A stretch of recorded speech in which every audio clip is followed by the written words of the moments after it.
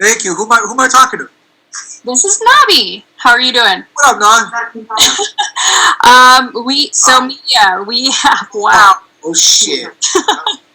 We have number 9 ranked UFC featherweight Calvin Kattar. I'm sure that's going to move. First question for you is going to be from Caroline Pierce from BT Sport. What up, Caroline? Hello. Congratulations on a spectacular performance. And before we get into talking about those elbows, how's that nose doing? You're still looking pretty, but I can see you're looking at it in the camera. I think the camera's inverted too, so it's fucking me up. Trying to see how it looks. It don't look good from any angle. But I tell you what, my heart feels good. It's full. That last fight, I came out of it clean, and it hurt inside because just didn't let it all go. And I did tonight. Made it a big shot, capitalized, and just very happy with how things finished up. Those injuries certainly hurt less when you get the win, hey?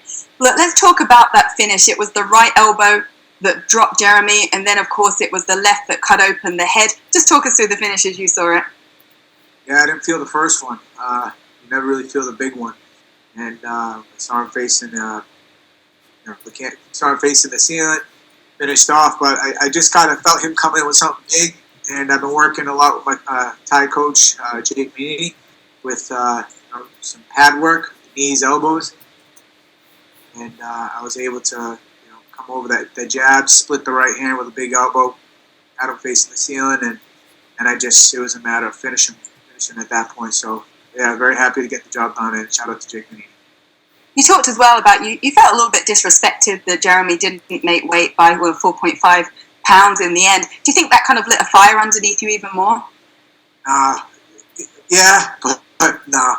I had a fire underneath me for a long time, since November, since the last one, and it's been a long, I don't want to call it camp because we train it like it's a lifestyle, but I've been training for this since January 5th. Jeremy specifically, we were supposed to fight March 7th in Vegas, and then got pushed to April 18th, and that ended up pushing to May 9th. So I was hoping that just this one would go off without a hitch, and here we are. And then, yeah, definitely the weight thing pissed me off, though, because I know he was one of the first guys on the scale, and, I just felt like a lot of bullshit taking off your boxers. And, when you're 5 pounds overweight, you obviously know you had no chance of making weight. But, after the finish, shout out to him, came up, gave me a handshake, and just, said congrats on the fight. So, respect there. Yeah, it didn't matter in the end, of course. You got the win. And a win over a veteran like Jeremy Stephens surely puts you in a good position now for another big moment fight. You said you want more big moment fights such as this. And is there a name in mind or, a ranking number that you'd be looking to fight next? Well, I like to be a top 5, so whoever that puts me in line with, hopefully, I like fighting the guys with smaller numbers that say names than mine. So whoever that's going to be, I'm with it. Maybe our Ultimate Fighter coaches would be cool. But I'm down for just, like you said, any big moment opportunities. And I was glad I was able to capitalize on tonight's big moment. And I'm going to parlay that in the next one and just keep letting it all go in there. Well, huge fight night, of course, but a quiet arena. And how was that experience for you? We've spoke to a few fighters tonight who have said that, you can hear the commentators and the coaches more clearly. What was it like for you? It was pretty funny. I landed a big shot or something. I'm pretty sure it was DC. Someone said, Kattar lands a big shot. Jeremy just ate it. And I'm like, oh, thanks. Now Jeremy's going to try to fucking land a big bomb on me. He's like, we just kind of both looked at each other. And, it was pretty funny, man. He came in, and but that was the thing, man. He was coming in, having some shots, and it sucks, man. He's 0-3. Tried everything he could to kind of break that, but this sport's tough. And I feel for him in that aspect, but it doesn't take me 3 wins to be hungry, man. It only takes 3 losses to get me hungry. Last one did enough, and I was happy to get that taste out of my mouth, especially after about a 5-month camp, and. This is probably, who knows what this is going to do, but it feels a lot better with a W, and should have my hands full tomorrow trying to beat up that mask on the flight home. And face recognition as well on your phone's always a problem. Well, you know what? Maybe the mask will hide that enough where people will say, hey, what's wrong with your damn face? Well, back in the win column. Congratulations. Rest up. Thank you.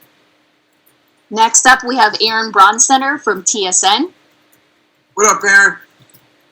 How are you, man? Good, man. You got to tell my boy Joe we got elbow finishes out here now. Yeah, I texted with him. He said as long as you landed a couple leg kicks, he was happy. But big win. And a couple too. Big thanks to you out there. I wanted to ask you. I mean, the fighters from Boston didn't look very good before you. They went 0-2. Did that throw you at all going into this?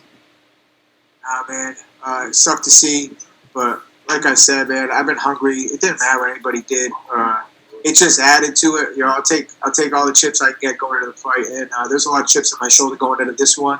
And I try not to get too high with the highs, too low with the lows. I try to stay even keel, and my two things I kept telling myself all camp was just stay in the moment, which kind of allowed me to not focus too far ahead, which was all the stress of kind of what's going on right now, and then is the fight going to happen? It's no, just stay in the moment, man. Play it out how it plays out, and also just let it all go.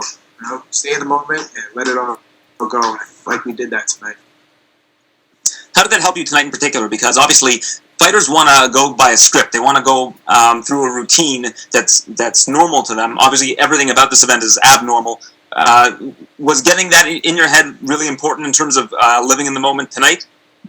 I think the difference between good fighters and great fighters is the mentality they bring to the game. And right now, I'm really focused on trying to develop my mentality. And this pandemic was a big opportunity for me to do that. People look at it in a lot of different ways. For me, I saw an opportunity where I could, really hone in on my mentality, my focus to each session, each workout, each meal, each night's rest. Just making sure I'm doing things daily that I can win the fight in the long run. If you do enough of the right things every day, come fight night, you're going to be as prepared as possible. And I felt like I was as prepared as I could have been coming in here. And I listened to my coaches, my corners, and we were all able to just come in here tonight and make it a successful night. All right, man. Safe travels back to Boston. Thanks for your time. Yeah, thank you. Next up, we have Justin Barrasso from Sports Illustrated. Sorry about that, Justin. Congratulations. Hey, you've been saying for a long time. Do you feel like you took the first step in proving that point tonight? Hey, Justin, you broke up a little bit again. What'd you say? Sure, you've been saying you were this good, Calvin, for a long time. Do you feel like you took the first step in proving your point tonight? Just trying to put some damn respect on my name is really what it comes down to. I feel like I've been in this game a long time, and I've been flying under the radar, and that's cool with me. Kind of flying under the radar. But here we are now. I'm hoping to be a top 5 now, and keep disregarding me, keep writing me off, and as you see, man, I'm ready for these big moment opportunities. I feel like I'm not getting outclassed by none of these guys. It's a fight, don't get me wrong, but I belong here. I belong with the best in the world, and I won't stop till I get that belt around my waist. I know you were asked about what comes next. You won to Rodriguez. The rematch was to beat. If you beat Rodriguez, you probably wouldn't have to ask for that rematch. You could also fight Frankie, but I feel like the match with Rodriguez would be a great fight with a lot of hype. Anything that obviously you don't pick the fights, you don't make the fights. Anything you'd prefer? I mean, it seems like right now you kind of hold the cards. Yeah, like you said, it's kind of nice. I stopped giving a shit who I fight almost since I hit the UFC. I just want big name fights. I want small numbers next to their names and main event spots. Big moment opportunities, man. I'm ready to capitalize. I stopped picking fights when I got in the UFC. Now I'm here. I'm ready to fight the best guys in the world. Most importantly, will you see Mom tomorrow?